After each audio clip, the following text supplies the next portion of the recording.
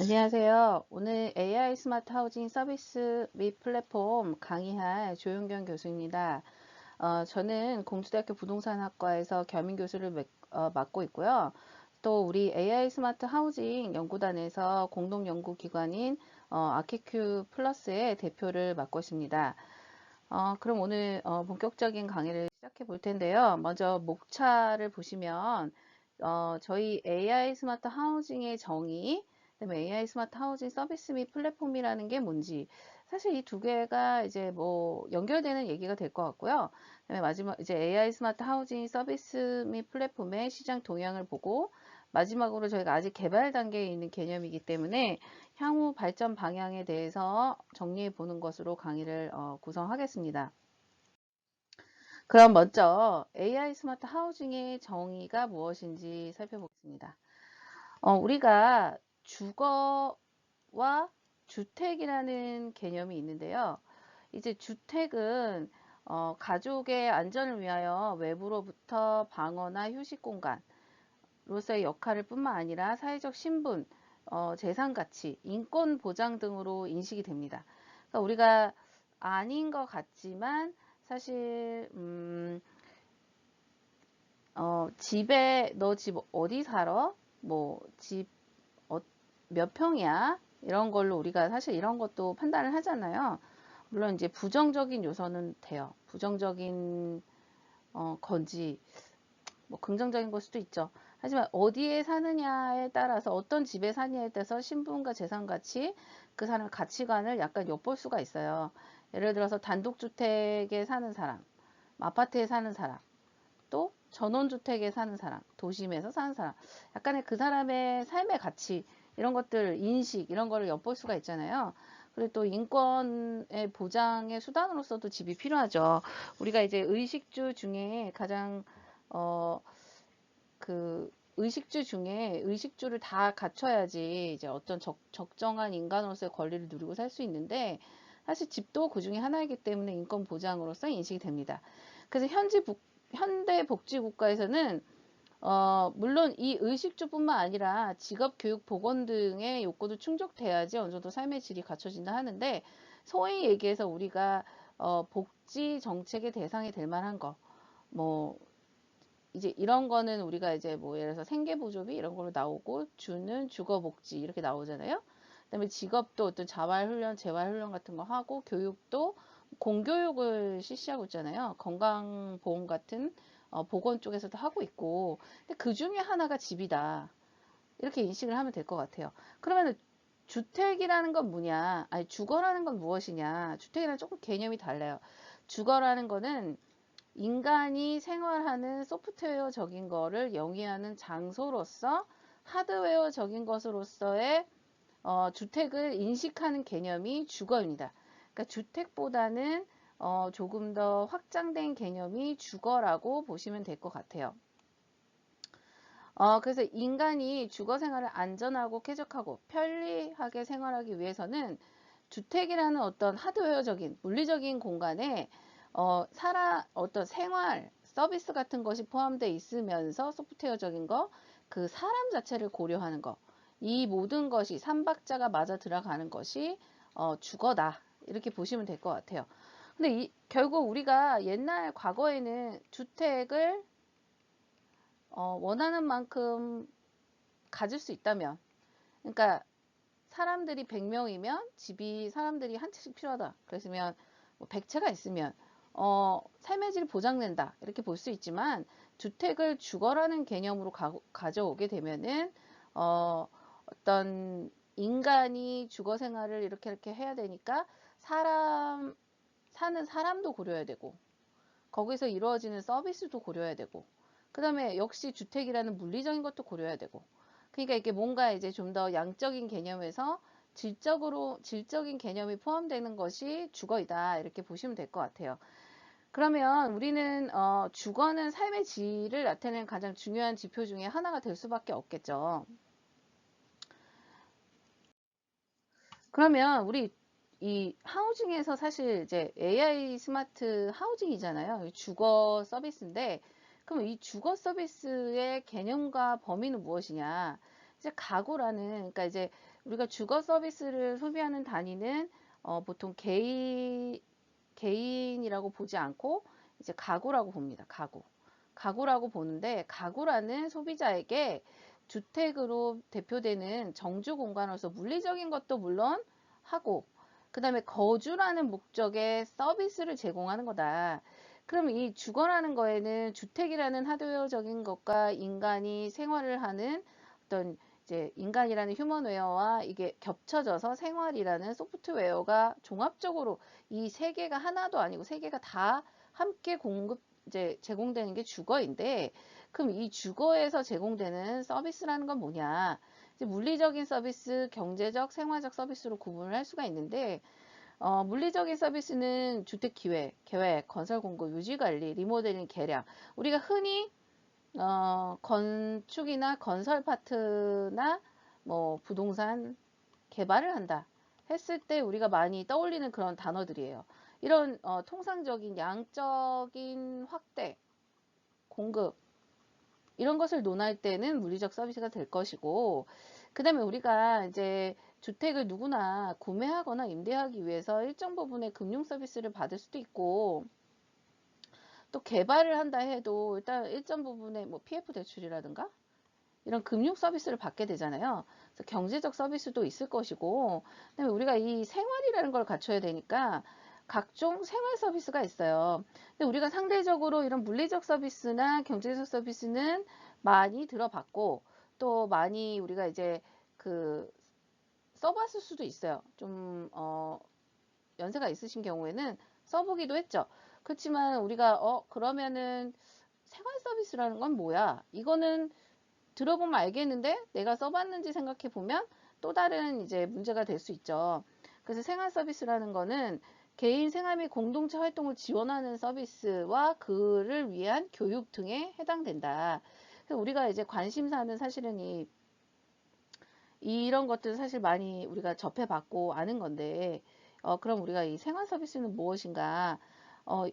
그 주택에서 일어나는 다양한 서비스가 있다. 근데 사실 우리가 서비스라는 거, 서비스라는 거에 대해서 얼마나 친숙하냐라고 봤을 때, 이게 사실은 국민소득 증가하고 좀 관련이 있어요. 그러니까 국민소득이 증가하니까 사람들이 옛날에는 그냥 이렇게 막 그냥 어떻게 어렵게 하고만 안 되는 거를 다양한 그 각 분야의 전문가한테 도움을 받는 게 나아요. 그 도움을 받는 거가 사실 서비스인 거예요. 그래서 우리가 옛날에는 예를 들어 예컨대 물리적인 측면에서도 우리가 뭐 인테리어를 한다 그러면은 뭐 옛날에는 뭐 마당이 있는 집인 경우에 마당에 시멘트를 좀 발라야 된다. 그럼 이제 집에 있는 분들이, 그러니까 집에 이제 뭐 아빠를 중심으로 가족이 모여서 시멘트를 바르고 그랬잖아요. 근데 예를 들어 요즘 같은 경우면 이거를 직접 하지 않는다는 거죠. 이거를 미장을 하시는 전문 분에게 서비스를 받는 게 맞아요. 그러면 조금 더 다른 얘기로 집 안으로 들어가면은 우리가 청소가 있어요. 청소. 모두가 이런 거를 이렇게 하는 건 아니지만, 모두에게 해당되는 얘기는 아니지만, 청소라 치면은 옛날에는 집에서 살림을 하고 계신 어머니가 예를 들어서 전담을 하셨어요. 그리고 어머니를 보조해서 자녀들이 같이 이제 보조를 했어요. 뭐 자녀나 아버지가 같이 보조를 해서 했어요. 근데 요즘에는 맞벌이가 증가해요. 맞벌이가 증가하니까 집에서 살림을 전담하시는 분이 없고 모두가 공동 분담을 해야 돼요. 그러다 보니까 모두 각자의 이제 밖에서의 역할이 있고, 그러니까 이제 소득이 조금 받쳐준다면 청소를 서비스를 전문적으로 받는 게 낫다. 그럼 우리가 이제 조금 더 확장된 예를 들면 우리가 요즘에 정리 전문가라고 있어요. 정리 전문가. 집을 정리해주는 사람의 전문가가 있어요. 근데 옛날 같으면 정리는 그냥 하는 거지. 이거를 누구를 불러서 돈을 주고 정리를 부탁한다는 게 이해가 안 가잖아요. 그러니까 요즘에는 이렇게 우리가 이제 어쨌든 국민소득이 올라가고 나라가 이제 선진국이 됨으로써 과거에 이렇게 물리적인 거나 경제적인 거, 옛날에는 경제적인 거 없던 시절도 있었어요. 80년대 뭐 이전에 이럴 때는 집 살 때 이제 이런 대출 잘 안 나와가지고 전세 끼고 샀다가 이렇게 뭐 하고 그랬던 거잖아요. 전세가 그렇게 해서 생긴 거잖아요. 그러니까 이런 거에 치중했다가 좀 확장됐다가 이제는 생활 서비스까지 고려해야 되는 단계이다. 이렇게 좀 개념이 확장되고 있다. 이렇게 보시면 될 것 같아요.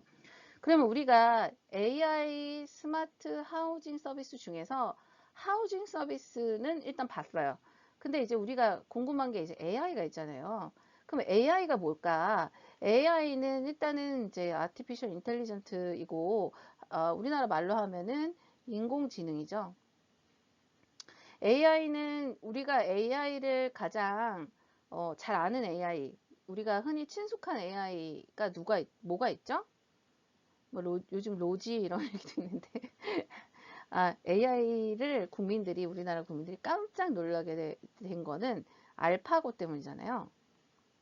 이제 구글에서 알파고를 개발해서 이세돌 이세돌 프로를 이기면서 우리가 AI가 그렇게 발전했어? 이렇게 알게 됐어요. AI가 뭐냐면 사실은 AI는 세부적으로 AI 자체와 ML이라고 해서 머신러닝, 기계학습으로 구분이 돼요.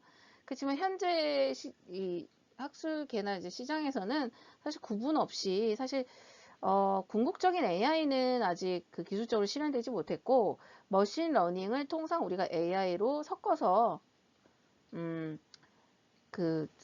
동의어처럼 사용을 하고 있어요. 그래서 AI는 인간처럼 완벽하게 생각하는 어떤 기계의 능력 자체를 말하는데 아직 기술은 그 정도는 안 됐고 기술은 머신러닝 정도예요. 인공지능을 달성하는 어떤 방법인데 요 AI를 가기 위해서 그 전 단계 정도에 와 있는 수준이 우리가 흔히 아는 인공지능이다. 그럼 구체적으로 머신러닝은 뭐냐? 머신러닝은 컴퓨터 프로그램이 경험을 통해서 자동적으로 향상되도록 하는 컴퓨터 알고리즘이에요. 그래서 이제 지도학습이라는 게 있어요. 슈퍼바이즈드라고 하는데 이 지도가 이제 관리 감독 지도를 하는 거예요. 어떤 지시를 하는 거죠. 레이블된 데이터를 얘가 이제 뭐를 결과로 낼지 그 결과에 투입되는 자료를 뭐를 쓸지 이거를 다 슈퍼바이즈드 한 사람, 그러니까 슈퍼바이저가 다 줘요. 그러니까 슈퍼바이저는 사람이 되겠죠. 그래서 레이블된 데이터를 이용해서 모델 학습을 하고 레이블이 부착되지 않은 추가 데이터에 대해 레이블 값은 키 콘텐츠를 예측해요.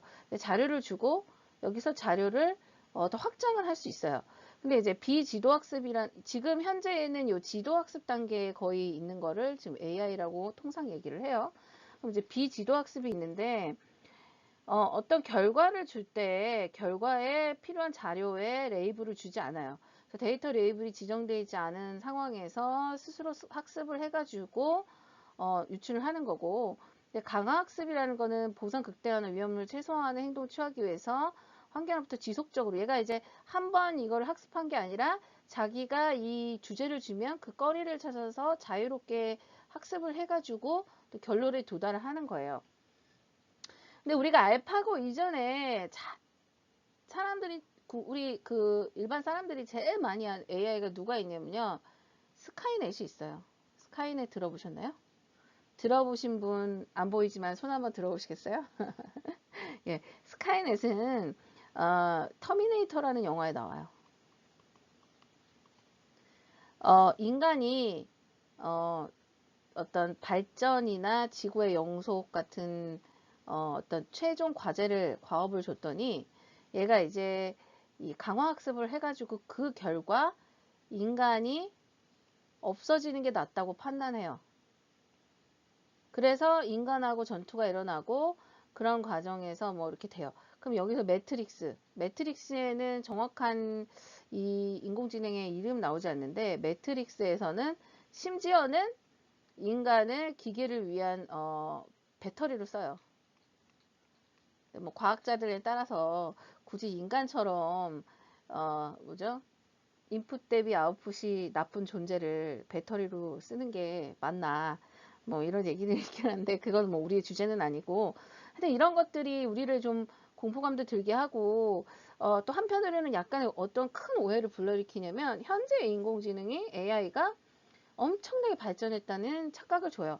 지금 사실 거의 아주 초기 단계에 와 있다라는 거. 지금은 주제와 그 주제를 해석하는 자료를 사람이 주지 않으면 아직 해결을 못하는 단계예요. 그러면 알파고는 이세를 어떻게 이겼어요? 알파고는 바둑이라는 한정된 주제에 바둑이죠. 바둑이라는 한정된 주제에 그 프로들과 기존의 기보가 있잖아요. 기보라는 게 있어요. 바둑은. 그러니까 중요 대국을 둔 기록이 있어요. 기록. 대국 기록. 그 기보를 넣어가지고 그 이 사람들의 습성을 분석해서 알파고가 한 거잖아요. 그러니까 이것도 사실은 이 강화학습에 해당하진 않아요. 오히려 이제 지도학습에 해당하게 되잖아요. 우리가 물론 이세돌을 이겼기 때문에 우리가 진짜 사람이 이겼다는 거에 이제 이세돌이 사실은 뭐 알파고가 이세돌을 이겼다기보다는 AI를 이긴 마지막 사람 뭐 이렇게 여겨지잖아요. 그러니까 그럴 정도로 이게 우리가 충격이고 센세이션이긴 하지만 AI 기술은 아직 그렇게까지 발전되지는 않았다. 이렇게 좀 기술을 좀 이해하시면 될 것 같고요. 그럼 AI는 최근에 개발된 건가요? 그건 아니에요. 1950년, 50년대부터, 이제 개발이 되다가 약간의 어떤 각광을 받다가 또 이렇게 침체됐다가 각광을 받다가 침체됐던 길을 계속 겪고 있다가 최근에 아주 급성장하게 돼요. 최근에 급성장하게 된 계기는 결국 이제 컴퓨터가 컴퓨터의 기능 이제 뭐죠? 성능이 좋아지게 됐기 때문이에요. 결국에는 최근에 각광을 받고 있는 거는 빅데이터 때문이에요. 빅데이터. 빅데이터로 수집되는 모든 것을 분석할 필요가 있고 빅데이터를 분석할 만한 현실적인 방법은 AI밖에 없어요. 물론 머신러닝 수준이지만 그렇기 때문에 AI가 각광을 받아요. 지금 우리가 이거 과거에 이렇게 부침이 있었기 때문에 부침 동안 주로 검증받은 입증된 성능이 입증될 만한 분야는 뭐가 있었냐면 일단은 효율적인 웹 검색이나 추천. 내가 이제 제가 이제 뭐 겨울이 돼가지고 외투를 한번 검색해 봤어요. 그때 제가 보는 모든 그 웹사이트에서 밑에 겨울 외투 광고가 자동으로 따라 붙어요. 맞춤 광고를 띄워주는 거죠. 뭐 이런 추천 시스템이라든가 번역, 구글 번역 같은 경우는 제가 아주 초창기 나왔을 때 써봤었던 거 하고 지금 십수년이 지난 지금 썼을 때 번역 능력이 진짜 처음에는 바보였는데 지금은 완전 천재예요, 천재. 그러니까 이런 부분. 또 이미지 처리, 빅데이터와 관련이 있죠. 뭐 자율주행, 우리가 잘 아는. 그다음에 의료진단, 의약품 개발 분야에서 보통은 성과가 입증됐어요. 근데 이런 성공의 요인은 다시 말하자면 빅데이터이고 그걸 받쳐줄 수 있는 컴퓨터의 성능, 하드웨어적인 거와 그걸 처리하는 소프트웨어의 발전 때문이다. 이렇게 보시면 될 것 같아요.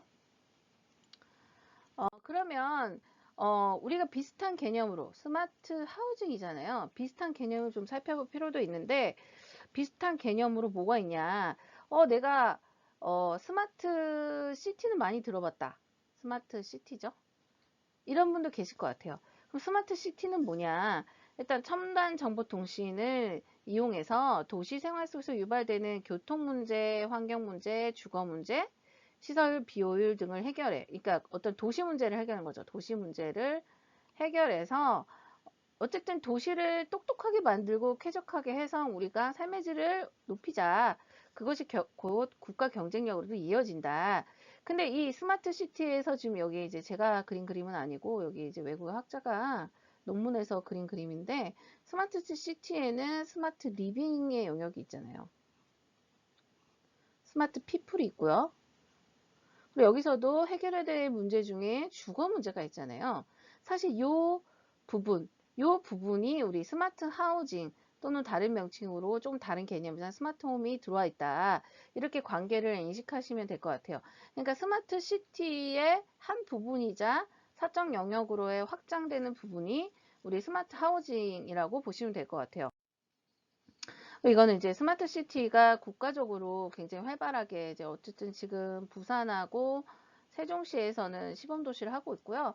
각 도시마다 굉장히 많은 지원 사업으로 스마트 시티가 진행되고 있다는 거 한번 보시면 될 것 같고요. 그러면 이제 우리가 또 비슷한 개념, 스마트 시티 말고 스마트 홈을 또 들어봤어요.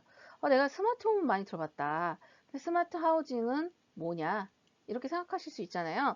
우리가 스마트 홈이 좀 더 스마트 하우징보다 보편적으로 많이 쓰이는 개념이에요. 이제 용어예요. 그러니까 저희가 좀 스마트 하우징을 연구하면서 이거를 상용 보급화 한다면 사실 홈이라는 용어를 쓸 수도 있어요. 근데 이거는 뭐 엄격하게 큰 차이가 있는 건 아닌데 저희 스마트 하우징 연구단에서는 이거를 어떻게 정의를 하고 있냐면 일단 스마트 홈은 보통 가구 세대 내에서의 IoT의 실현, ICT 기술의 그러니까 정보통신 기술의 접목이라고 흔히 범위를 생각해요. 근데 이제 공간적인 범위를 보면 우리가 이제 아파트를 좀 우리가 또 인구의 70% 과거의 70%가 또 아파트에 살고 있잖아요. 전체 주택의 한 69, 8% 정도 돼요. 아파트에 살고 있는데 아파트는 세대 내부가 있고 복도나 이런 부분, 동이 있고 그 다음에 단지가 있고 그것이 결국 지역사회 인프라를 연결돼서 도시로 연결이 된단 말이에요.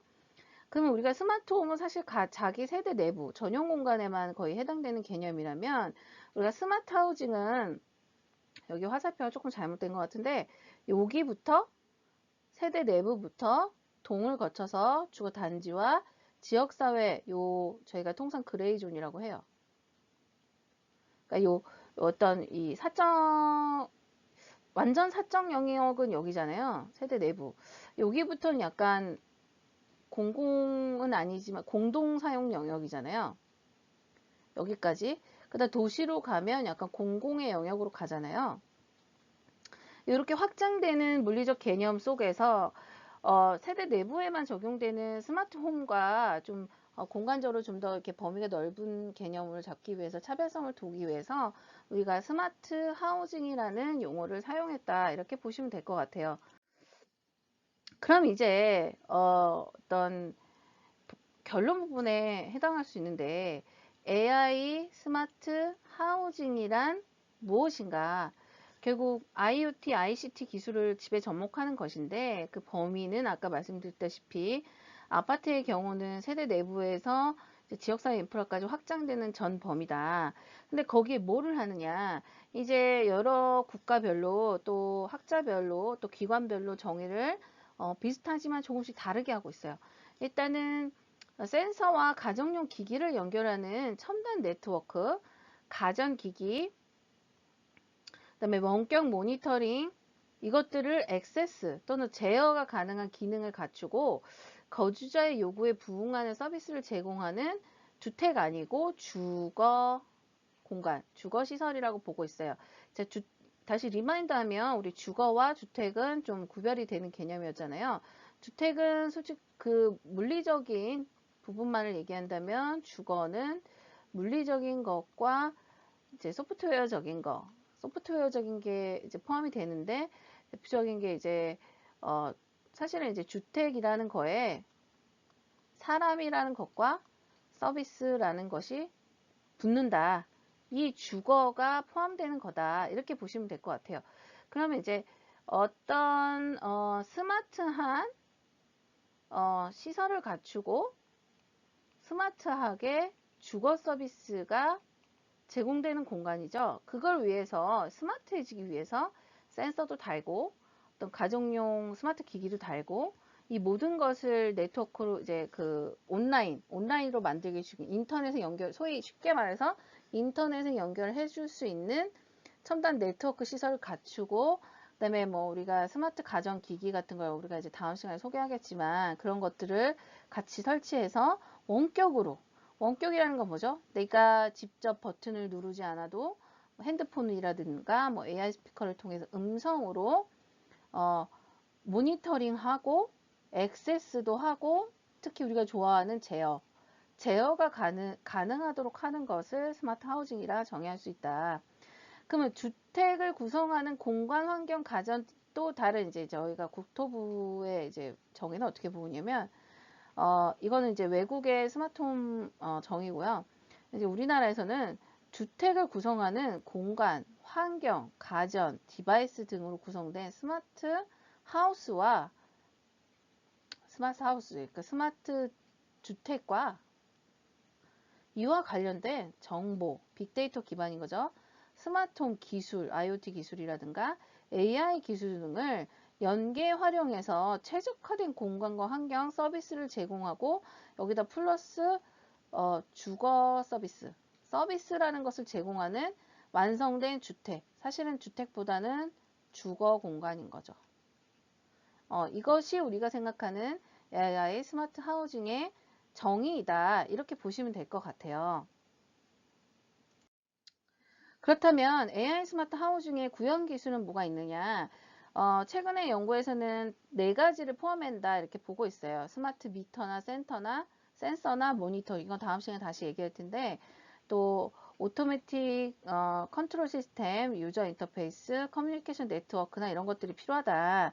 그럼 이것들을 기술적으로 연결을 해보자 하면은 스마트 오브젝트들, 이 오브젝트들이 허브를 통해서 클라우드에 연결할 수도 있고 안 할 수도 있어요. 할 수도 있고 안 할 수도 있고, 그다음에 뭐 서드 파티에 해당하는 어플리케이션 같은 데가 다 포함이 돼야 이게 한 단위의 스마트 하우징이 제공 가능하다. 이렇게 보면 될 것 같아요. 이 기술적인 부분은 제가 간혹 강의할 때 어떤 때는 이제 기술적인 거를 대략 이해해야 이제 전반적인 거에 대한 이해도가 높아지기 때문에 굉장히 세밀하게 하는 경우가 있는데 이번에는 좀 그렇게 하는 것은 좀 들으시는 분이 어려울 수 있으니까 좀 생략하고 간략하게 하자면, 말하자면 우리가 그 집에다가 그 카메라를 하나 달고 그 카메라를 통해서 우리가 이제 집에 있는 등을 껐다 켰다 하고 싶어요. 그러면 이 집에 있는 등을 껐다 켰다 하는 거, 그 등이라는 거, 또 등의 이제 집의 조도를 보고, 그래서 등을 껐다 켰다 하고 싶다. 그러면 집의 조도를 측정하는 센서가 있어야 되고, 내가 등을 컨트롤하는 컨트롤링이 있는데, 그거를 이제 어떤 인터넷이나 이런 것들, 허브나 클라우드를 통해서 밖에서 조정해야 되잖아요. 그럼 내가 핸드폰으로 조정한다 쳐도 핸드폰에 무슨 기능으로 집에 등을 껐다 켜겠어요? 핸드폰에 앱이 있어야 되잖아요. 앱이 어플리케이션이잖아요. 응용 프로그램. 그러니까 그 핸드폰에 이 앱, 내가 집에 전등을 껐다 켤 수 있는 이 앱까지, 서드 파티까지 모두가 갖춰져야 우리가 AI 스마트 하우징 서비스가 기술적으로 구현이 가능하다. 이렇게 보시면 될 것 같아요. 여기서 말씀을 드리면 뭐 내가 조도를 감지하는 센서라든가 스마트 전구 같은 거를 달아요. 달고 오토매틱 컨트롤이 얘가 이제 붙어 있어야 돼요. 스마트가 있어야 되고 인터넷에 연결된 다음에 내가 앱에 해당하는 내 사용자 접점, 그러니까 유저 인터페이스를 통해서 네트워크를 통해 가지고 얘를 제어하는 거, 이렇게 간단하게 기술을 생각하시면 될 것 같아요. 근데 뭐 간단하게 등을 조정하는 거는 보다는 아주 종합적이고 복합적으로 우리가 삶의 질을 증가시킬 수 있는 그런 것을 구현하는 기술이 필요하다. 이렇게 보시면 될 것 같아요. 그렇다면 우리가 스마트 하우징 서비스는 뭐냐? 스마트 하우징은 알았는데 그 서비스는 뭐냐? 이제 주거 서비스인 거죠. 첨단 기술을 활용해서 초연결 AI 생활 데이터 기반 안전, 편리, 편의 등의 생활 밀접적인 주거 서비스를 제공하는 거다. 주택 거주자의 요구를 분석하고 유용하여 안전한 삶, 쾌적한 삶, 편리한 삶을 지원하기 위한 AI 기반 거주자 맞춤형 서비스를 말한다. 이렇게 보시면 될 것 같아요. 그렇다면 우리 연구단에서 저희가 정의하고 있는 AI 스마트 하우징과 유사한 개념이 뭐가 있냐?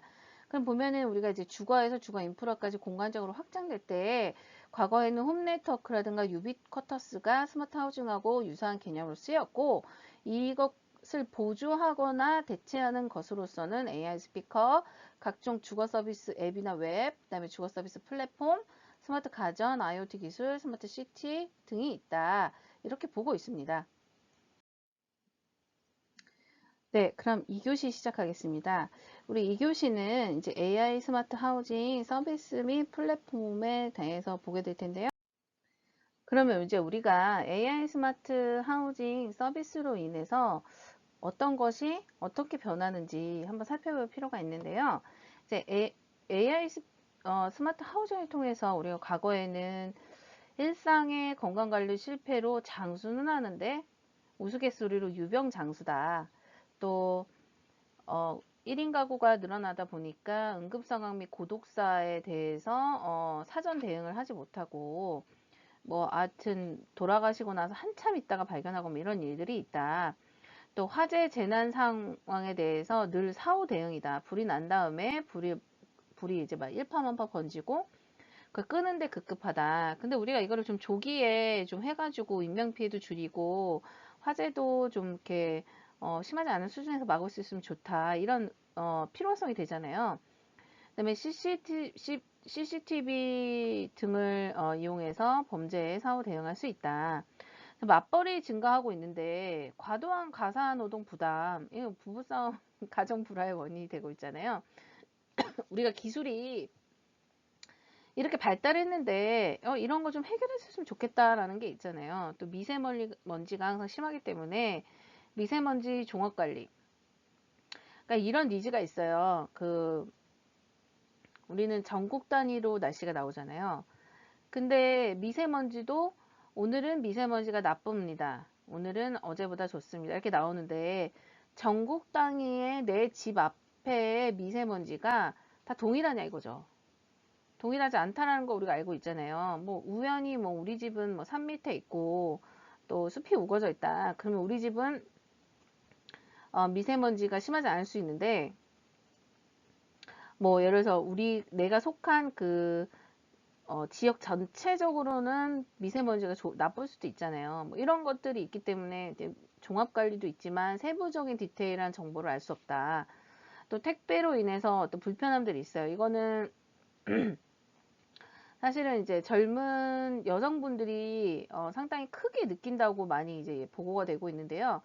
아파트 단지에 택배 왔다 갔다 이제 하시는 분들, 저희는 그냥 보통 단순히 택배가 오면 택배 왔다 너무 신난다 이런 기분이지만 그런 낯선 남성들이 왔다 갔다 하는 거에 대해서 이제 어떤 범죄, 특히 성범죄에 대해서 불안한 그런 감을 느끼는 분들이 많고, 저도 이제 젊었을 때 간혹 친구들이 오피스텔이나 이런 데 살다 보면은 밤에 이제 이유 없이 그 문을 열어보고 다니는 사람이 있대요. 그래서 문이 열렸는지 닫혔는지 확인해 밖에서 이렇게 착각착각 해서 아니 누가 옆집 사람이 잘못 온 거 아니야? 그랬더니 그게 아니고 굉장히 주기적으로 밖에서 이렇게 문을 착각착각 돌려보는 사람도 있다고 해서 되게 무섭다고 했던 기억이 나는데, 그럴 정도로 이 부분에 대해서 이제 우리는 늘 반가운 택배 아저씨지만 낯선 그런 택배를 들고 온 범죄자에 대해서 불안감을 느낄 수도 있고 하기 때문에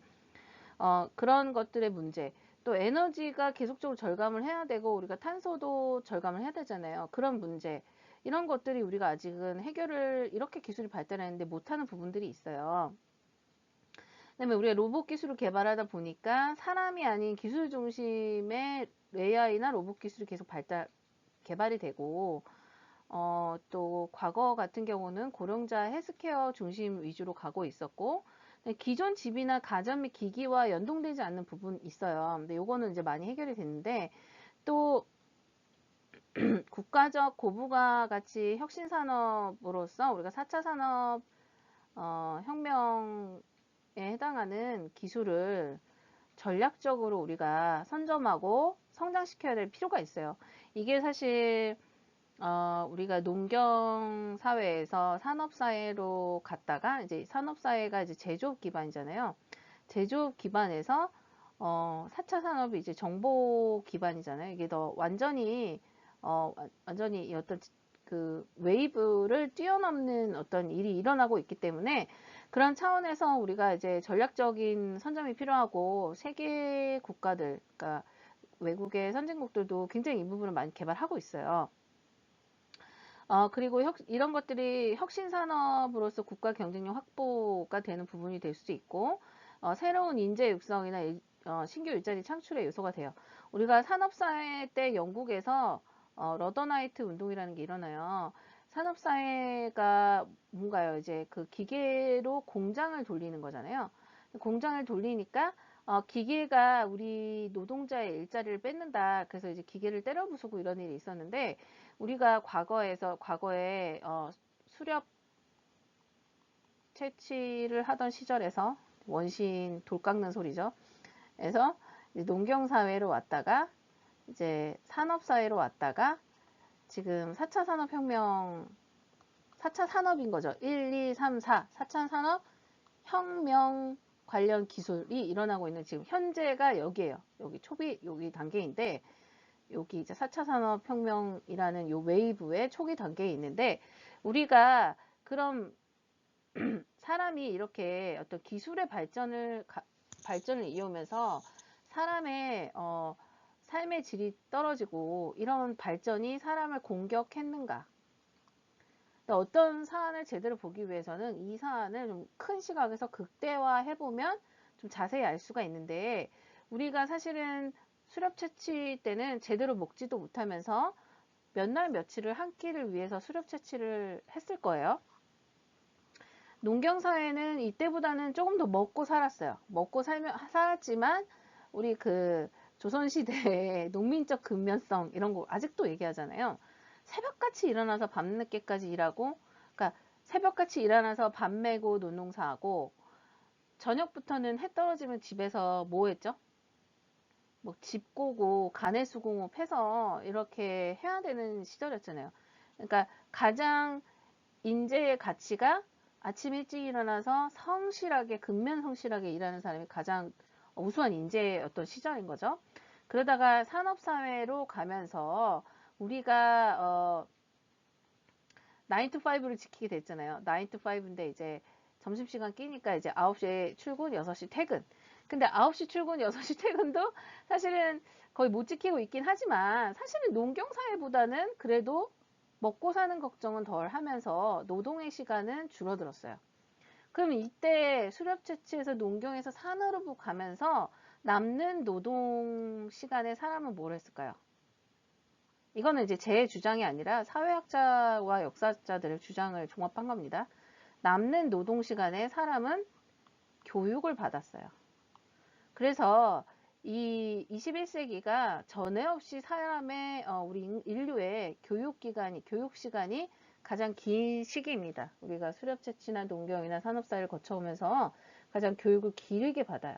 그러니까 어떻게 보면 우리 한국 사회에서도 학령 인플레다 이런 게 이제 어떻게 보면 우리나라만의 문제일 수도 있지만, 어떻게 보면 인류의 어떤 발전인 거죠. 그래서 사람은 여유가 있으면 배우고, 또 일자리를 위해서만 배우는 것도 아니에요. 우리가 일자리를 위해서 뭐 예체능을 배우고, 뭐 우리 일자리가 얻은 후에도 다양한 뭐 악기도 배우고 취미 활동도 배우고, 뭐 요즘에 뭐 가구도 배우고, 뭐 이제 그 가구 만드는 것도 배우고, 뭐 가죽 공방도 다니고, 뭐 그릇도 만드시고, 뭐 서핑도 하러 다니시고, 다 배우러 다니시잖아요.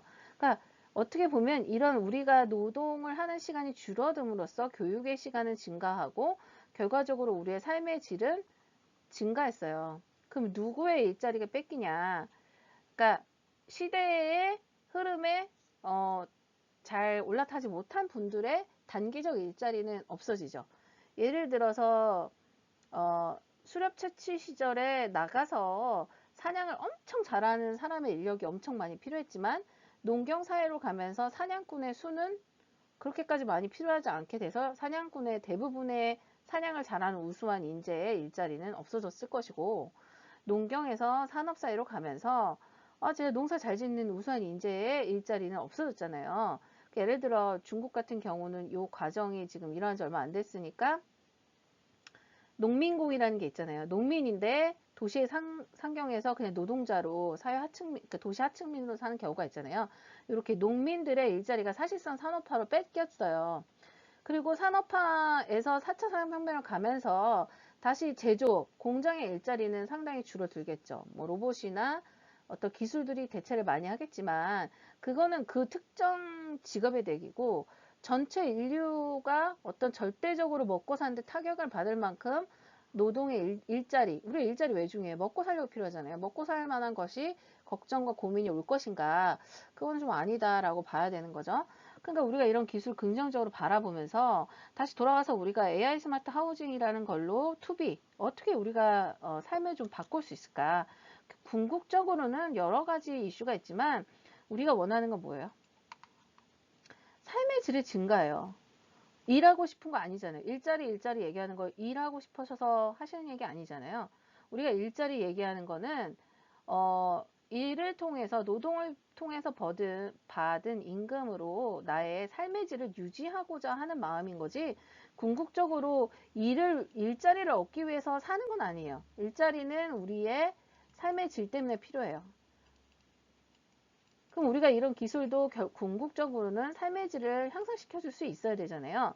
건강 측면에는 사전적인 비만 관리, 우리가 뭐 중년이 되면 저 포함해서 모두의 이슈죠. 뭐 젊은 세대도, 네, 저 아는 분이 최근에 뭐 다이어트는 평생의 애진 관계 동반자, 친구다 이렇게 얘기하는데 다이어트를 쉰 적이 없다. 그냥 비만 관리 같은 거 조금 하면은 우리가 어르신이 돼서 대사 관리 관련해서의 질환을 좀 줄일 수 있잖아요. 고혈압이라든가 당뇨 같은 거 같은 경우는 만성 질환으로 이어지기 때문에 만성 질환이 되면 뭐 여러분들도 이제 부모님이나 이런 아니면 본인이실 수도 있는데 요 만성 질환에 걸리게 되면은 걸린 날부터 돌아가시는 날까지 약을 매일매일 먹고 살아야 돼요. 근데 지금 이 약이 거의 건강보험으로 나오게 되잖아요. 그래서 많이 이제 커버리지가 되지만 사실 그 사회적 비용을 줄인다면 우리가 그 비용을 다른 데 쓸 수도 있잖아요. 그러니까 이게 걸리고 나서 약값을 계속 지원해 주는 것도 중요하지만 사회적 비용 절감 측면에서는 고혈압, 당뇨 안 걸리게 관리해 주는 게 더 비용이 적게 들잖아요. 그러니까 이게 우리가 AI 스마트 하우징으로 이런 문제를 좀 해결해 봐야 된다. 이런 이슈가 있고 또 우리나라가 알고 보면 이제 뭐 살인의 추억 이런 영화에서 보면 여기가 뭐 강간의 왕국이냐? 막 이러고 막 날라차기를 송강호 배우가 하는데 사실 우리가 약간 자살의 왕국이에요. 자살률이 굉장히 높거든요. 근데 이제 우울증 같은 것이 방치하게 되면 그런 일로 이어지기 때문에 그런 사회가 많은 비용을 투입해서 키운 인재가 노동력이 우울증을 관리하지 못해서 자살로 이어진다.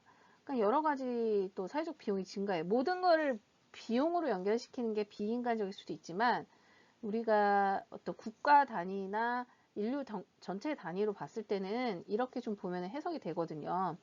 그래서 이제 우울증도 선제 대응이 필요하고 아까 말했던 장기간 약 복용이 필요한 질환이나 만성 질환을 사전 관리하게 된다면 이 수를 줄인다면 우리 국가 세금, 사회적 비용이 굉장히 줄 거고 요거는 많이 요즘에 앱이 있지만 병원 가서 막 기다려야 되잖아요. 어떨 때는 아파 죽겠는데 병원에서 병이 더 심해지고 더 병이 없는 것 같다. 이런 얘기를 하시는 분들이 있어요. 그래서 이런 것도 사전 예약 앱이 있다면 얼마나 좋을까요? 그 다음에 여가 활동도 내가 모르는 여가를 나의 취미를 발굴해서 제안해주면 너무 좋잖아요. 나가서 뭐 운동을 한다거나 뭐 라이딩을 한다거나 이런 거를 제안해주면 좋잖아요. 또 안전 부분 어떻게 보면 뒤에서 얘기하겠지만 우리 가장 큰 관심사가 안전이에요. 방범이나 사고 예방도 있지만 위기 대응이라든가 응급조치라든가 비상상황 발생 시에 지역사회 연계라든가 또 가스 노출 등의 비상 알람이라든가 누전 화재 대부분의 아파트 사신다면 거의 다 되는 거지만 요거를 좀 더 스마트하게 정보를 뭐 종합 연계한다면 더 고차원적 서비스가 제공 가능할 거다라고 보고 있는 거고요. 그 다음에는 이제 가사 노동 부분인데 맞벌이도 증가하고 있고 우리가 선진국이 됐는데 언제까지 집안일 가지고 가정 불화를 만들 것인가 이런 문제도 우리가 기술이 이렇게 발전을 하면은 기술이 사람의 삶을 도와야 되잖아요. 그게 당연한 거잖아요. 그런 측면에서 우리가 이제 집 정리 방법이라든가 청소업체라든가 식기 배달, 쇼핑. 근데 이 식기 배달이 뭐 당뇨나 이런 거 연결해서 너의 어떤 건강 상태와 맞는 시기를 배달해 준다. 이런 것들을 배달해 주면 이제 많이 해결이 되죠. 근데 이제 시기 배달은 요즘에 배달 앱이 워낙 잘 돼 있어요. 근데 제가 이 강의나 연구를 시작할 때보다 코로나로 인해서 이런 부분이 사실상 굉장히 많이 발전을 한 거죠. 많이 눈에 띄게 발전을 했기 때문에 뭐 충분히 이런 것들이 어느 정도 되고 있다라는 거는 다 아실 거라고 생각을 하고요. 기타 서비스로서 우리 지역사회 서비스와 연계한다거나 공기청정, 무인택배, 케어 서비스 관련 뭐 인재 육성이나 뭐 일자리 창출 우리가 어쨌든 국가적인 연구를 하면서 인재 육성이나 일자리 창출의 얘기를 안 할 수는 없어요. 우리가 항상 특히 이제 청년 일자리가 없어지는 문제를 계속 고민을 하고 있기 때문에 우리가 만약에 4차 산업혁명으로 어떻게 뭔가 새로운 산업을 일으킨다면, 그러니까 아까 여기서 말씀드렸다시피 기존 산업사회에서의 일자리는 없어지지만, 우리가 4차 산업혁명에 맞는 새로운 양질의, 우리가 나가서 언제 죽을지 모르는 공포에 시달리면서 수렵 채취를 하다가 더 양질의 안정적인 정주를 하면서 나가서 자기 논밭에서 일하다가 그 다음에 이제 그 산업사회가 되면서 그래도 이렇게 공장 가서 일하는 게 차라리 이제 더 안전하고 괜찮다가 우리가 더 양질이죠. 우리가 이 농경 사회에서 일을 하려면은 뭐 이제 눈비 올 때도 일하고 뭐 해질 때도 일하고 뭐 몸도 좀 다칠 수 있는 뭐 공장에서 안 다치는 건 아니지만 뭐 이러다가 산업사회 오면서 그래도 화이트 칼라들은 컴퓨터 앞에서만 하루 종일 일하잖아요. 비교적 안전하고 육체적으로 편안한 일을 해요. 양질의 일자리, 더 고임금을 받을 수 있는 일을 하고 인간으로서 할 수 있는 고부가 가치 일을 하죠. 근데 우리가 여기서 4차 산업혁명으로 오면서 소위 얘기해서 공장에서 다칠 우려가 있으면서 뭐 프레스를 만진다거나 뭐 그런 것들은 이제 기계, 로봇이 하고 사람은 좀 더 사람이 고부가 가치를 낼 수 있는 뭐 일을 하는 게 맞다. 그래서 이 분야에서 새로운 일자리를 창출해야 되는 게 항상 이슈예요. 지금은 사실 이 4차 산업혁명의 시작 단계이기 때문에 과연 우리가 여기서 어떤 양질의 청년들이 해볼 수 있는 일자리를 창출할 것인가 계속 고민을 하고 있는 단계고요. 근데 이런 AI 스마트 하우징에서 어떤 이런 주거 서비스가 제공이 이렇게 된다면 삶의 질이 당연히 향상될 거고 아까 말씀드렸던 다양한 사회적 비용도 절감될 거고 이런 새로운 고부가 가치 산업 육성 예를 들어 여기 시기 배달 같은 경우에는 우리가 쿠팡이츠 뭐 배민 요기요 같은 배달 앱부터 다양한 쇼핑몰 또 집점 뭐 이런 것들이 이제 육성이 될 거고 혁신 산업이나 국가 경쟁력도 확보될 거고 인력 육성 및 일자리 창출도 새로운 방향으로 될 거예요. 대학에서 과거에 배우던 그런 방식이 아니라 우리가 뭐 요즘에는 유튜브나 온라인 동영상을 지금 보고 계신 것처럼 많은 교육의 기회가 있잖아요. 새로운 방식으로. 그러니까 옛날에는 꼭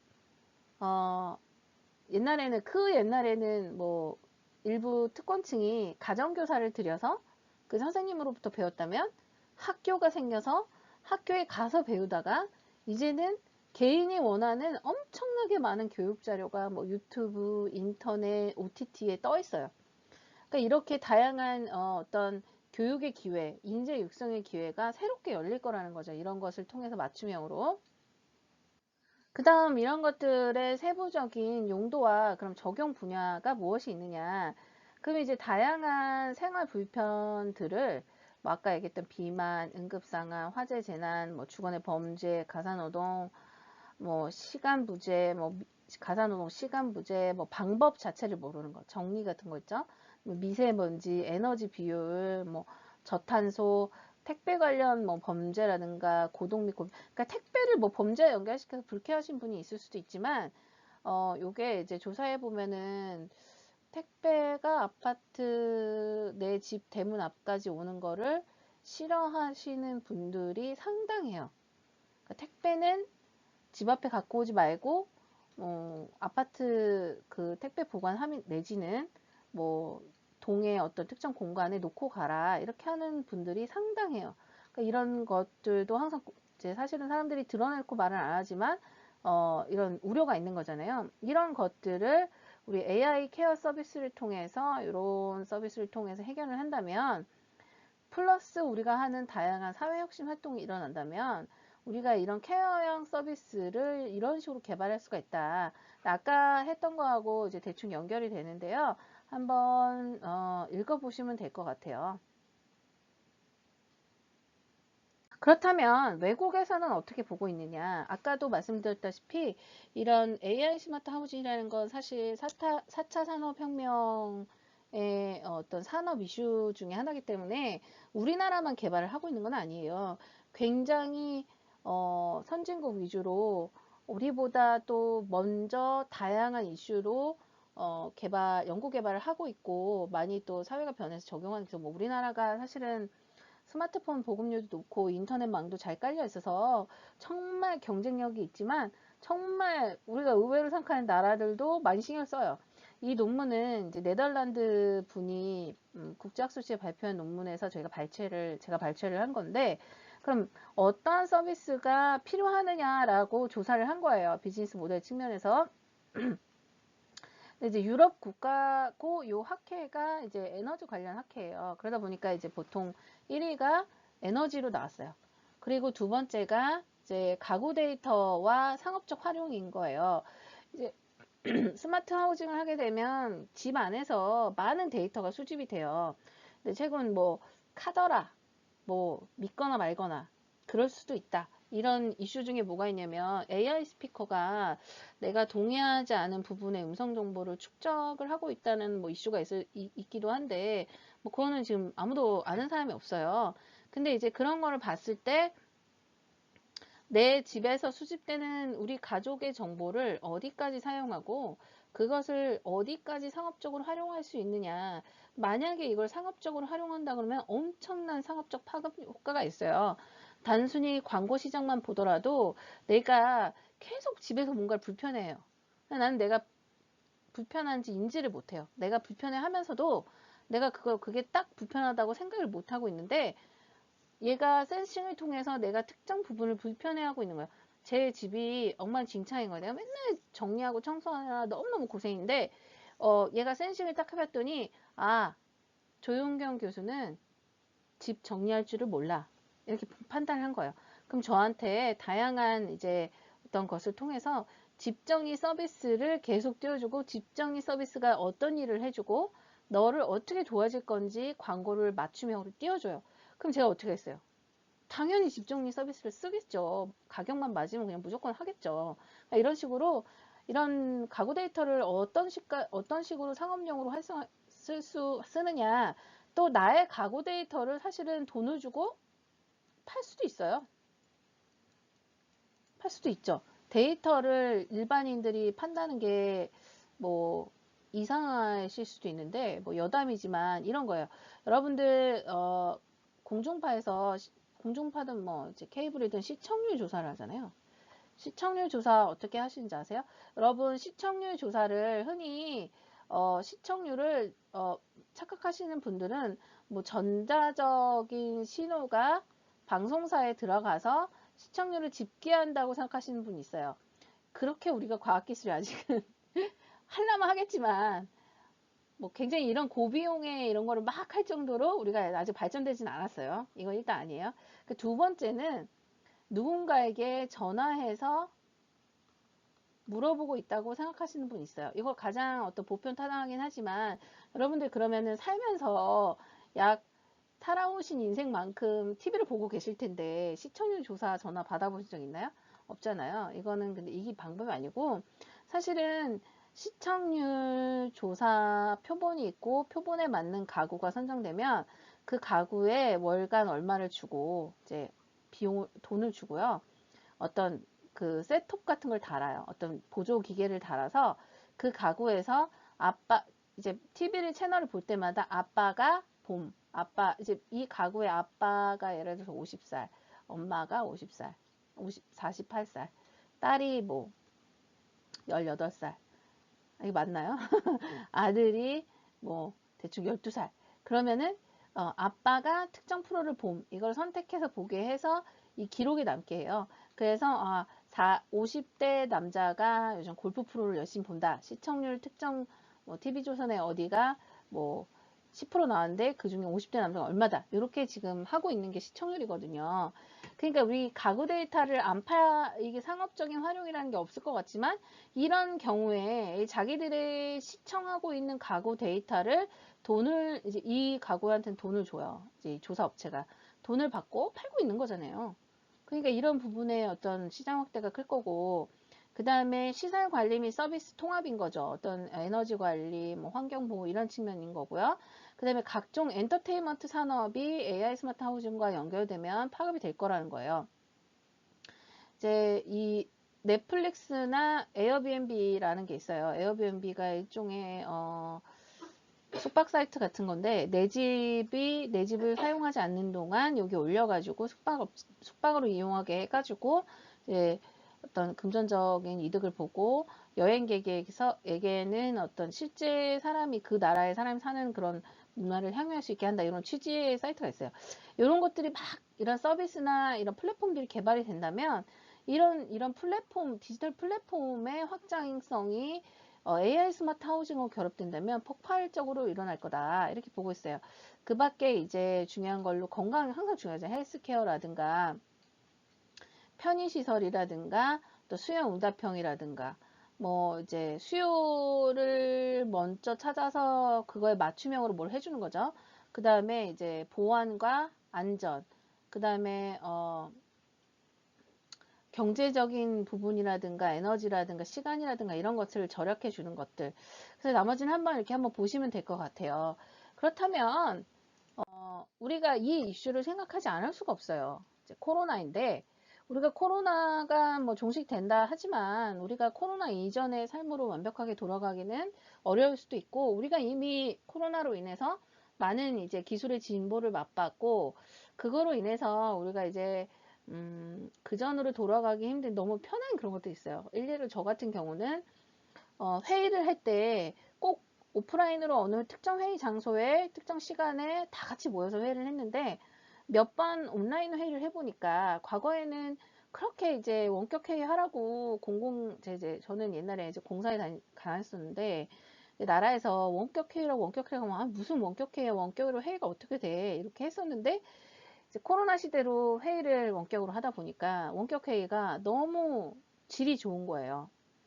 회의 내용도 녹화를 딱 떠놓으면 되고 또 회의 때 일단은 서로 이렇게 화면을 보기 때문에 쓸데없는 잡담도 사실 안 하게 되고 내용도 서로 명확하게 자기 자리에서 이용하고 무엇보다도 회의 참석자의 시간을 서로 공간을 서로 조율하는 그 불필요함이 없기 때문에 굉장히 이제 전 너무너무 만족하고 다시 원격 회의가 없는 시대로 돌아갈 수 없을 것 같아요. 그래서 우리가 포스트 코로나가 되면서 보면은 비접촉이라는 이슈 때문에 건강 안전, 재택근무, 가사노동을 재택근무하니까 이제 막 폭발적으로 증가하잖아요. 애들도 한동안 학교가 안 갔어요. 돌봄, 육아 이런 문제도 다 집에서 나니까 이게 또 가중하고 그럼 여가 생활을 어떻게 할 거야? 휴식, 운동 어떻게 할 거야? 홈트가 늘어나고 있었잖아요. 이런 우리가 코로나 때문에 한편으로 우리가 4차 산업혁명의 기술이 탄력을 받아버렸어요. 저희가 이제 논문 참조가 빠졌는데 제가 2020년도에 우리나라에서 그러면 AI 스마트 하우징에서 서비스가 이루어지면 어떤 게 필요하겠냐라고 조사를 했더니 가장 1순위가 일단은 그걸 실현할 수 있는 기술을 좀 개발해라 이런 거고 두 번째는 이거를 안착시키기 위해서는 공적인 지원이 필요하다. 그 다음에 안전 방법. 서비스 쪽에서는 안전 방법이 거의 1위가 나왔어요. 우리나라는 안전 방법이 아직도 해결이 안 되고 중요하다고 보는 거예요. 그 다음에 비용 부담액을 분산하기 위해서 어떻게 해결할 것이냐. 그 다음에 기존 주택, 기존 도시 이런 개량을 통해서 해줘야 된다. 신축만 스마트 하우징을 만들어주면 어떡하냐. 우리나라의 이제 대부분이 재고주택, 기존 주택인데 그거 해결할 방안 만들어줘야 된다. 그 다음에 유지관리도 해결해야 되고 교육, 육아 지원. 저도 항상 고민인데 그 원격 수업 같은 거 하는 거 어떻게 하면 잘할 수 있는지 해줘야 된다. 그 다음에 에너지 이슈. 그 다음에 유지관리 비용을 사전에 적립할 수 있는 제도와 장기수선 충당금이나 이런 것들이 스마트 하우징하고 맞물려서 가야 된다. 그 다음에 보험제도, 생활지원 서비스의 다양한 발굴. 이건 사실은 아마 이런 것들이 탄력을 받으면 자연스럽게 올라가게 될 거고 코로나로 인해서 많이 발굴됐어요. 일례로 우리 비대면으로 집까지 맛있는 밥을 막 갖다 주고 다양한 서비스가 되잖아요. 뭐 커피도 갖다 주고 그 다음에 이제 기기 연동 문제, 그러니까 기존의 모든 내가 쓰는 기기를 스마트 기기를 다 바꿔야만 스마트 하우징이 된다라고 하면은 사실 이거 할 수 있는 사람 많지 않잖아요. 그러면 일부 기기는 스마트하지 않고 일부 기기는 스마트하다. 그러면은 이 스마트한 것 자체가 약간 불편해질 수도 있어요. 그런 문제에서 기존 기계를 크게 바꾸지 않으면서도 스마트하게 만드는 방법 굉장히 중요하게 되겠고요. 그다음에 이제 어떤 일 관련 지원 서비스라든가 스마트 시티와의 연계, 상생 협력이라든가 인재 육성 같은 것들이 필요하다. 이렇게 조사가 됐습니다. 참고로 보시면 될 것 같아요. 네, 3교시 시작하겠습니다. 우리 3교시는 AI 스마트 하우징 서비스 및 플랫폼 시장 동향하고 향후 발전 방향을 살펴보는 것으로 구성하였는데요. 우리 먼저 시장 동향을 개요를 좀 보면 우리가 이제 AI 스마트 서비스 및 플랫폼에 어떤 여기 빠진 게 기능인데, 기능을 영역별로 보면 우리가 이렇게 스마트 기기나 액추에이터가 이렇게 연결이 돼서 게이트웨이를 통해서 플랫폼으로 연결되고, 우리가 여기에 실사용자가 있는 거예요. 실사용자가 어떤 인풋이나 아웃풋 보조 장치를 통해서 이렇게 주고받는 기능인데, 이 첫 번째 단계가 우리가 아까 얘기했던 센싱이죠. 센싱이고 리액팅 단계이고, 게이트웨이라는 걸 통해서 플랫폼에 연결되면 플랫폼에서는 데이터 저장, 관리, 처리, 분석을 하게 되고, 어플리케이션 소프트웨어를 제공해요. 그래서 어떤 특정 서비스를 구현해요. 그러기 위해서 얘한테 정보를 갖고도 오고, 데이터를 갖고 오죠. 그 다음에 얘가 처리한 결과를 다시 얘한테 서비스 리절트를 주기도 해요. 이런 과정을, 기능을 거치는데, 요 것들을 결과적으로 인풋이나 아웃풋을 통해서 우리가 음성 AI나 스마트 기기나 뭐 이런 것들을 이용해서 사용자가 사용할 수 있어요. 사실 요게 여기랑 약간 연결되어 있지만 이렇게 그리는 게 좀 이제 이해가 안 가가지고 좀 펼쳐서 그리는 측면이 있고요. 그러니까 스마트 기기가 보통 센싱도 하지만 얘가 이제 이런 인풋과 아웃풋의 역할을 동시에 할 수 있습니다. 그다음 마지막에 이제 제로 클릭이 있는데, 제로 클릭은 이제 어려운 용어는 아니고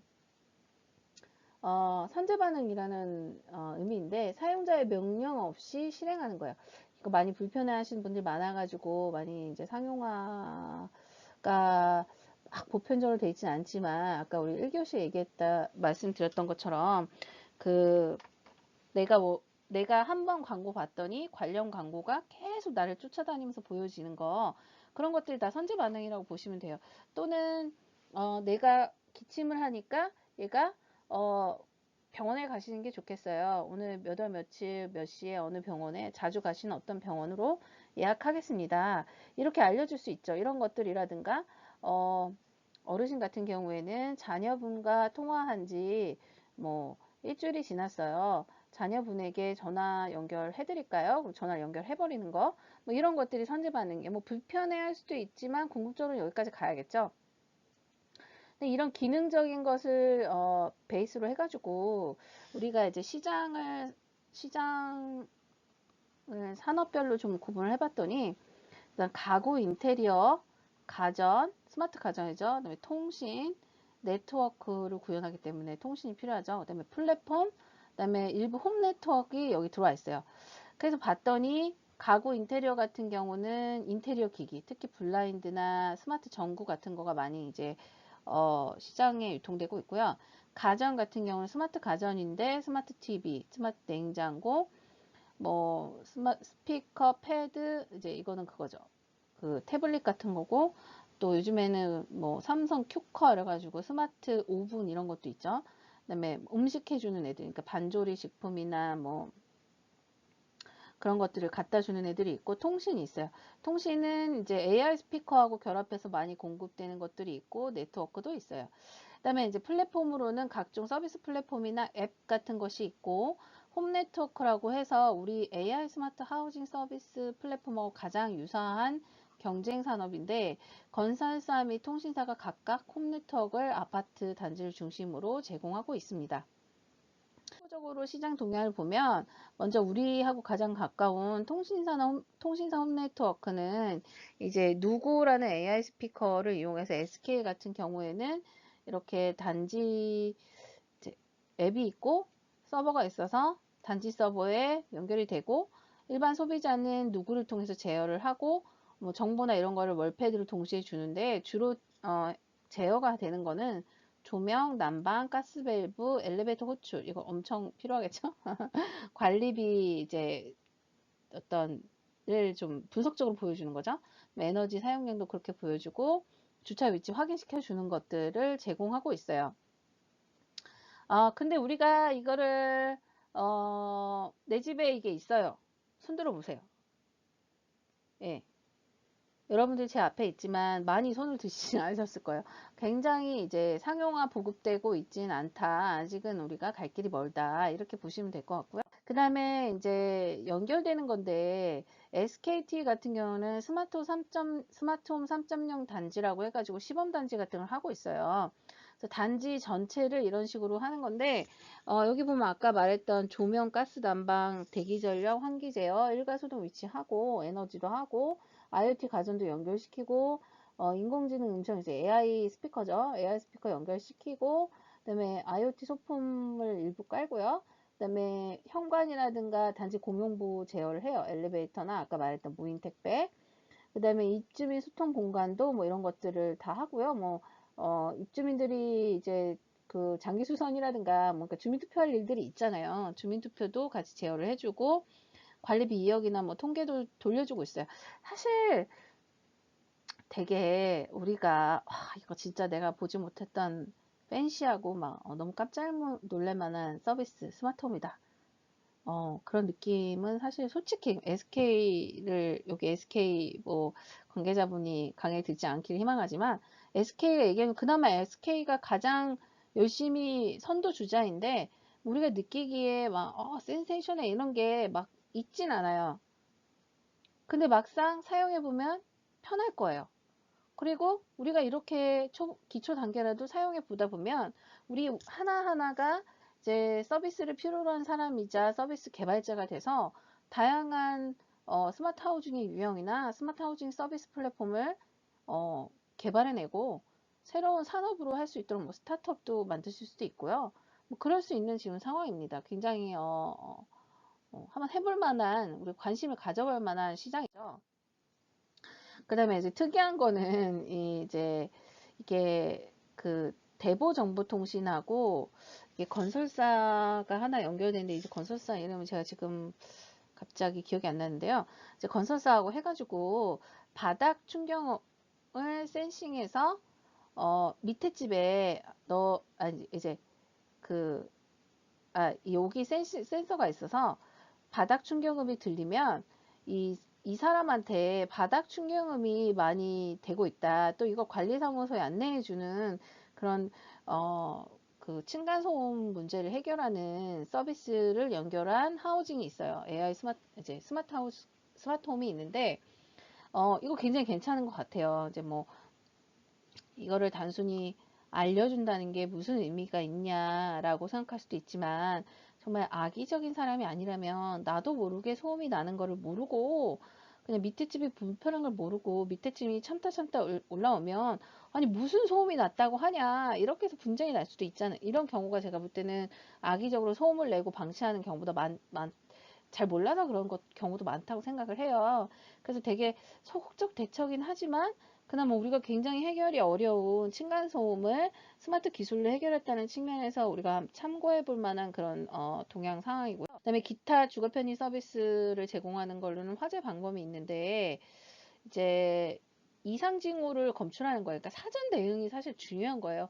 사후에 집이 홀라당 다 탄 다음에 불을 끄는 것보다는 사전에 인명과 재산의 피해가 커지기 전에 이걸 막아주는 기술, 그 다음에 이제 방범으로는 이런 기술이 있고요. 그 다음에 쾌적성 환경을 해가지고 이거는 환기 이런 거하고 관계되어 있는데 최근에 아파트는 자연환기 시스템도 잘 안 되고 그렇기 때문에 어떤 또 우리가 미세먼지 이런 것도 많아서 요즘 집에 공기청정기들이 거의 다 있으시잖아요. 학교에도 거의 다 있고 사무공간에도 거의 다 있기 때문에 이런 것들을 자동화하고 필터나 이런 것들을 뭐 알아서 제어하는 이런 것들이 좀 필요하다. 그 다음에 이제 홀봄 어르신 안심케어 서비스라고 있는데 하여튼 우리가 인구구조가 변한다고 해요. 인구구조가 변했다. 예.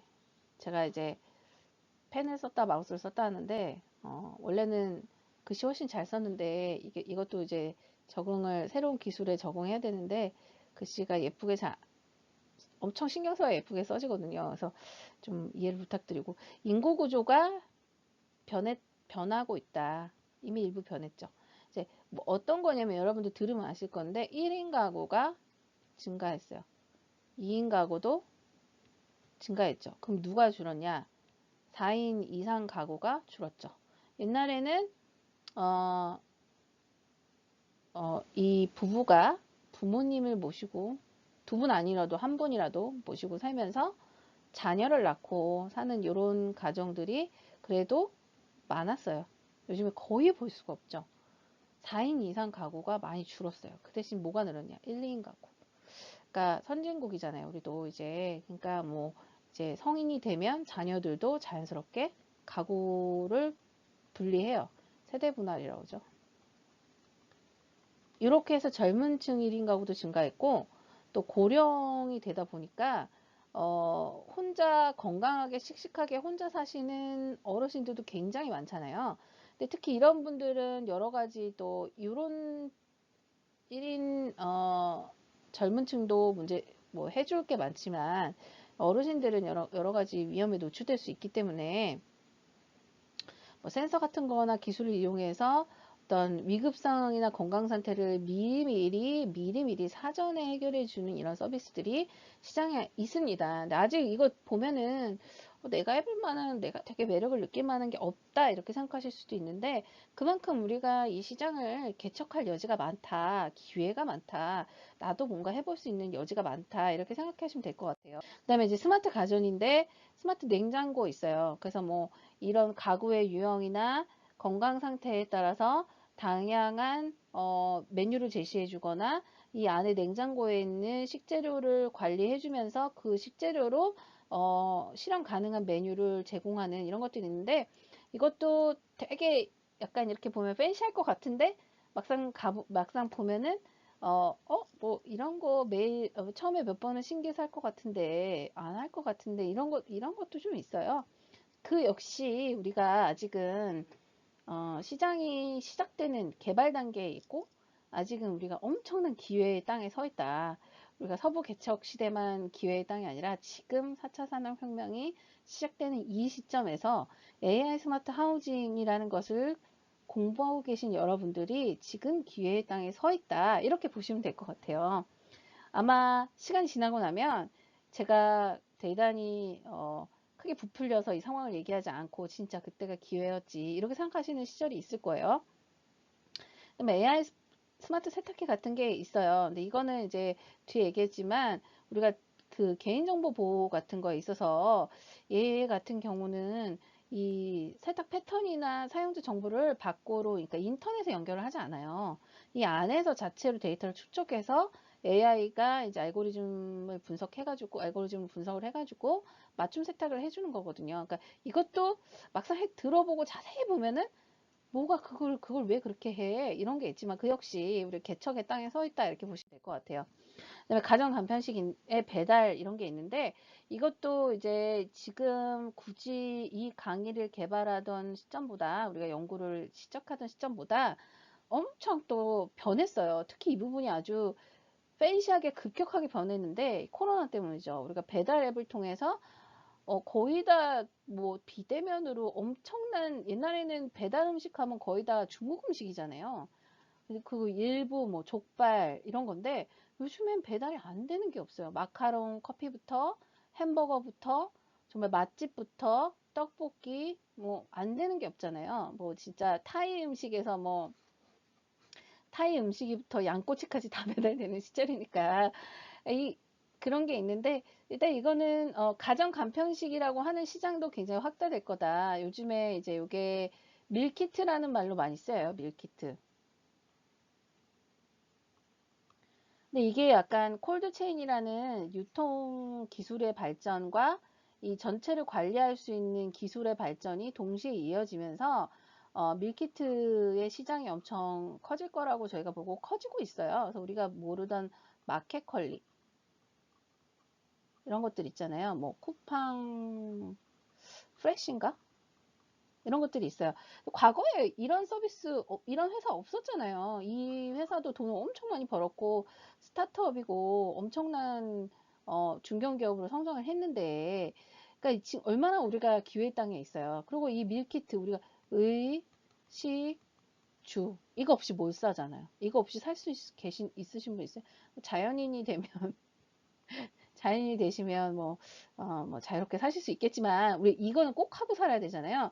그래서 의식주에 해당하는 우리 AI 스마트 하우징과 연결된 서비스는 발전의 가능성이 무궁무진하다. 시장에서 우리가 이미 다 된 것 같지만 또 다른 어떤 나의 어떤 까칠함, 난 기존에 있는 거에 만족을 못해. 진짜 요건 정말 불편해. 요걸 해결하는 서비스가 나왔으면 좋겠어. 그래서 요거를 상업화해서 개발을 하면 마켓 컬리가 되는 거죠. 마켓 컬리. 나는 맞벌이하다 보니까 미리 장을 못 보고 장 볼 게 꼭 그날 저녁 때 생각나요. 내일 아침에 먹어야 돼. 아침거리가 없어. 미칠 것 같아. 애들은 아침마다 배고프다 하는데. 뭐 이런 나의 까칠함, 불편함, 게으름 이런 것들을 해결하기 위한 약간의 아이디어가 결국 이런 새로운 산업으로 이어지잖아요. 그러니까 여러분들도 사실은 항상 그런 거를 찾고 발굴하고 해볼 수 있다 이렇게 생각하시면 참 좋을 것 같아요. 우리 AI 스마트 하우징하고 연결시키면 또 시너지를 낼 수 있다는 부분입니다.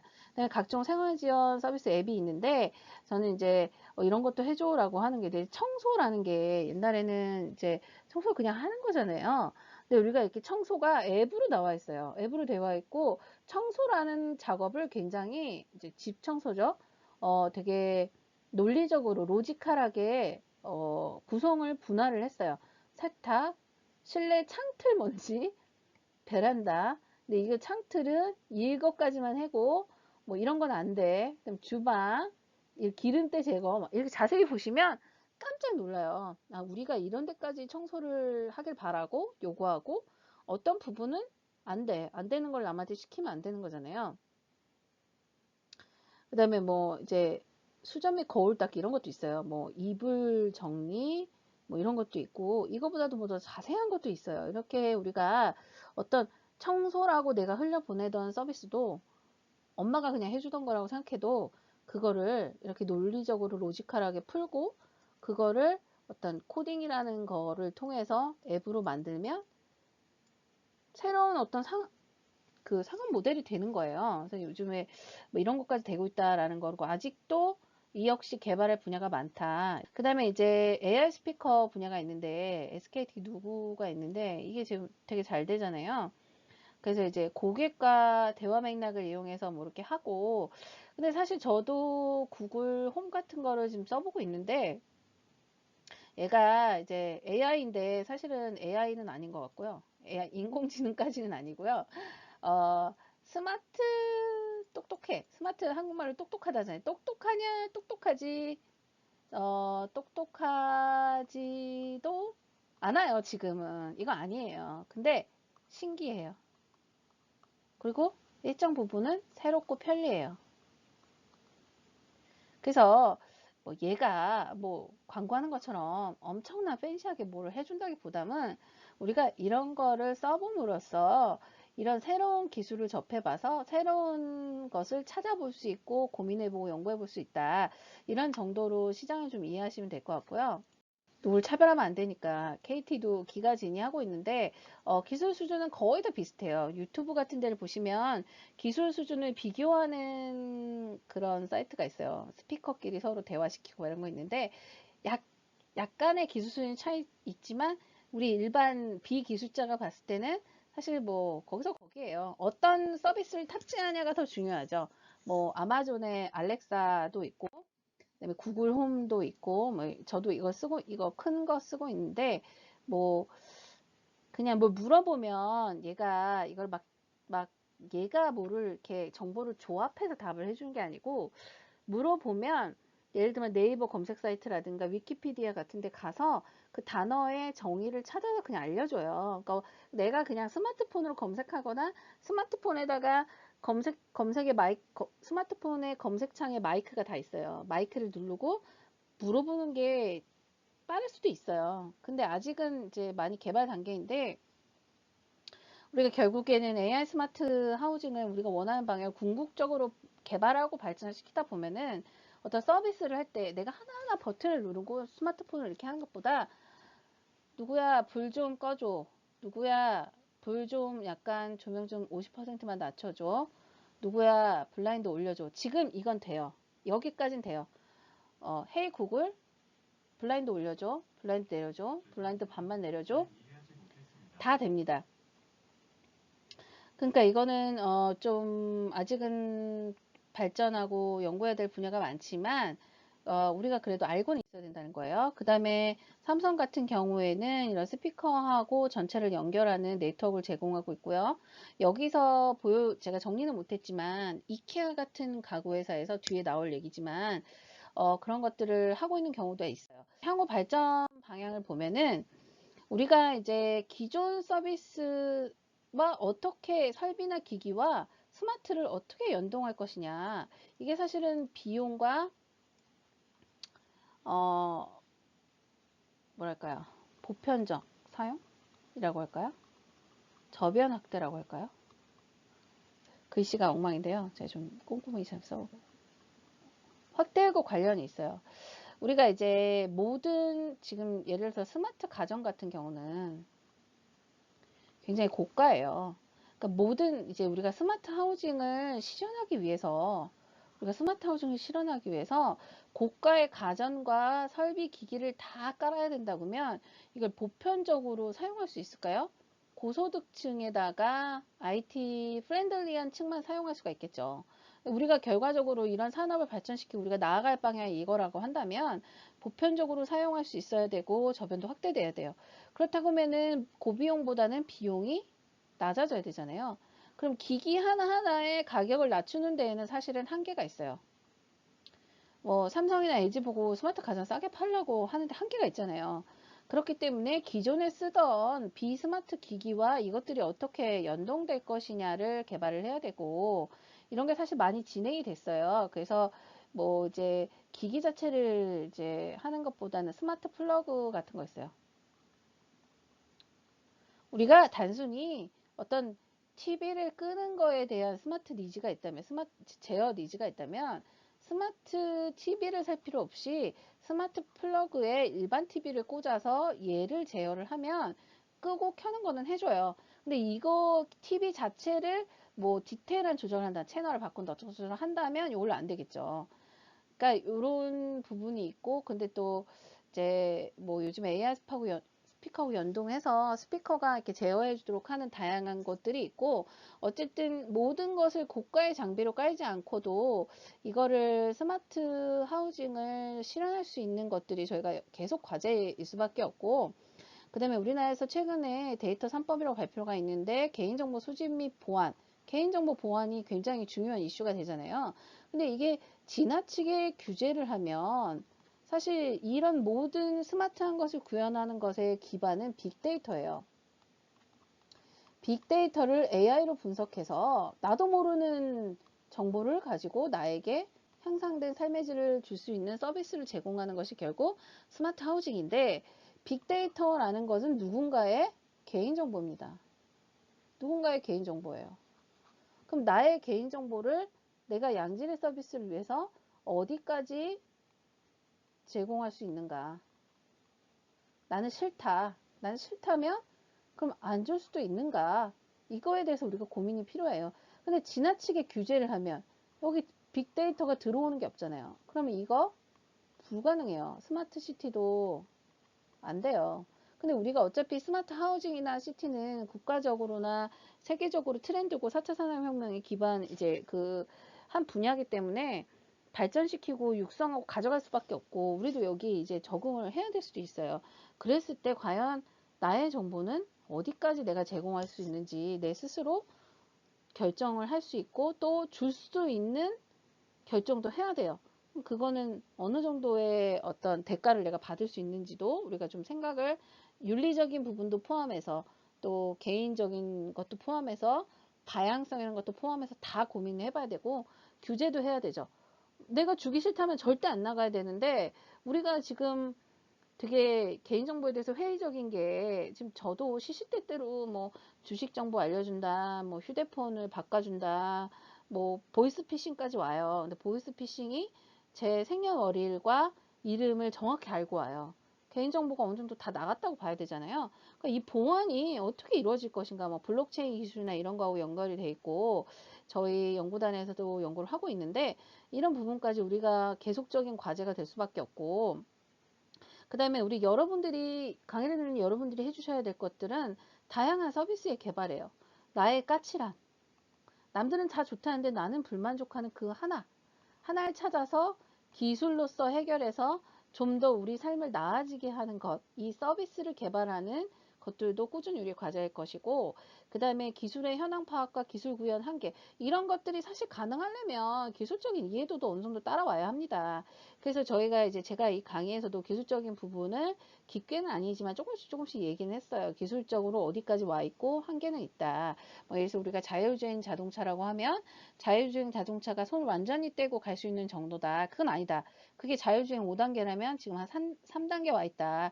손을 대고 사람이 타서 예의주시해야 된다. 이런 기술의 어떤 현황도 우리가 파악해야 되고, 이 모든 걸 합쳐서 제도적인 뒷받침이 필요하죠. 특히 이런 부분에 있어서 필요하고, 시장 안착을 위해서는 철저히 수요자 맞춤형이 된다. 공급자가 하고 싶은 대로 하면 안 된다. 이런 인식도 필요하다고 보고 있습니다. 그래서 저희 그 AI 스마트 하우징 연구단을 좀 소개를 드리면, 저희는 이제 국토부에서 이 연구를 수행하고 있고, 산자부에서 산업부에서 동일한 우리 그 쌍둥이 과제를 하고 있어요.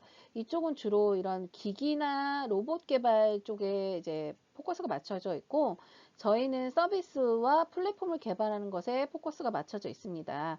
그래서 연구를 지금 2020년부터 수행을 하고 있고, 총 4년간 수행할 20년부터 수행하고 있죠. 4년간 수행할 예정에서 2023년까지 할 예정이고, 21년도에는 이제 2차년도 연구가 수행이 이제 좀 종료 시점이 거의 다가오고 있는 시점이고요. 저희가 4년간 연구를 총 마무리하게 되면 조금 더 우리가 이 AI 스마트 하우징이라는 것을 시장에서 조금 더 접하실 수 있도록 플랫폼이 뭐 소비자 단계는 아니지만 개발자 단계까지는 좀 나올 수 있지 않을까 이렇게 기대를 하고 있습니다. 그다음에 저희 아키큐 플러스에서는요, 요 연구단에서 사업화 모델을 담당하고 있는데, 보시면 어떤 기술이라는 것이 잘 개발된다고 해도 결국 수요자가 원하는 게 개발돼야 되고, 수요자에게 수용받아야 돼요. 수용자가 사용해야만 그 기술의 활용성이 올라가잖아요. 그런 측면에서 어떻게 할 것인가를 고민하는 연구를 하고 있고요. 저희가 이런 것이 왜 필요하느냐, 우리가 이런 4차 산업혁명 기술이라든가 플랫폼 서비스 이런 기술은 우리가 다음이나 네이버, 카카오에서 보였듯이 초기에 누가 더 많은 사용층을 확보하느냐에 따라서 시장 장악력이 또 시장의 진입장벽을 치기가 굉장히 용이해집니다. 소위 티핑 포인트인데, 입소문이 나다가 일정 시점이 돼서 엄청나게 많은 사용자를 모집하게 되면, 카카오톡이 그런 계기죠. 카카오톡 통신사가 100원씩 받던 문자 서비스 100원씩 왜 내가 내야 돼? 라는 것을 해결하고 단체 톡이 가능한 걸로 이제 하나를 만든 거죠. 그 기술이 기존에 없었던 기술은 아니에요. 통신사도 할 수 있었지만 제공하지 않던 그것을 하나를 만들어서 무료로 사용하게 했어요. 엄청난 사용자가 모였죠.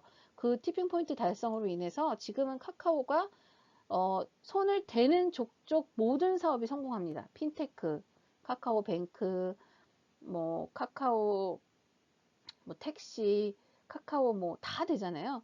이런 것들을 봤을 때 우리도 이런 어떤 서비스 플랫폼의 사업화 모델을 초기에 어떻게 끌고 가느냐, 이 티핑 포인트를 어떻게 달성하느냐가 이슈가 돼서 필요하다고 보고 있고요.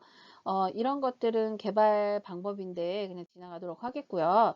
저희가 이제 2차년도 연구 수행 중이기 때문에 1차년도 연구에는 우리가 그래서 사업화 모델을 기존의 모델은 어떻게 되고 있어? 라고 리뷰를 해보니까 AI 스피커 같은 것들은 이런 형식인 거예요. 통신사를 통해서 통신사가 또 제조를 하진 않아요. 제조사에서 갖고 온 거를 고객에게 통신 서비스하고 같이 결합을 해서 구독의 형태로, 일시불보다는 구독이 많아요. 구독의 형태로 제공하는 걸로 파악을 했고요. 그 다음에 주거 서비스 앱들은 주로 이렇게 단순한 포인트인데, 이제 수익 구조는 광고 또는 이 티핑 포인트를 달성하고 난 후에는 이 수요자층의 지점 과금 서비스를 하는 경우가 있어요. 굉장히 많은 수요자 티핑 포인트를 달성해야 과금으로 가고요. 초기에는 거의 다 광고로 이루어지고 있습니다. 그 다음에 이제 홈네트워크 중에서 통신사 모델과 건설사 모델이 있어요. 처음에는 건설사가 집에다가 홈네트워크를 깔고 모든 서비스를 통신사에 넘겼어요. 그랬더니 이 사용자 데이터, 빅데이터가 통신사에 축적이 돼요. 근데 이 데이터가 축적되는 것에 데이터의 어떤 가치가 어마무시하고 이걸 통해서 다양한 주거 서비스 제공이 가능하잖아요. 그래서 최근에는 통신사가 요거 좀 잘못됐는데 통신사가 자회사를 건설해서 자회사가 이 서비스를 모두 총괄하게 하고 이 사용 DB를 자회사에 축적하게 해서 향후에 이런 스마트 하우징 서비스라든가 다양한 어떤 이 개발에 이걸 사용하려고 준비를 하고 있는 단계라고 보시면 될 것 같습니다. 그렇다면 우리가 이런 스마트 하우징 서비스의 개발에 기대 효과가 뭐냐 한번 보시면 되는데, 일단 사회적 비용도 절감되고 산업 육상, 새로운 고고가 부치의 산업 육성으로서 인력이나 일자리를 육성, 이제 엄청 새로운 질적으로 굉장히 우수한 일자리를 창출할 수 있고, 고객도 선도하고 기술도 선도해서 결국에는 우리 국가 경쟁력 확보로 이어질 거라고 보고 있습니다.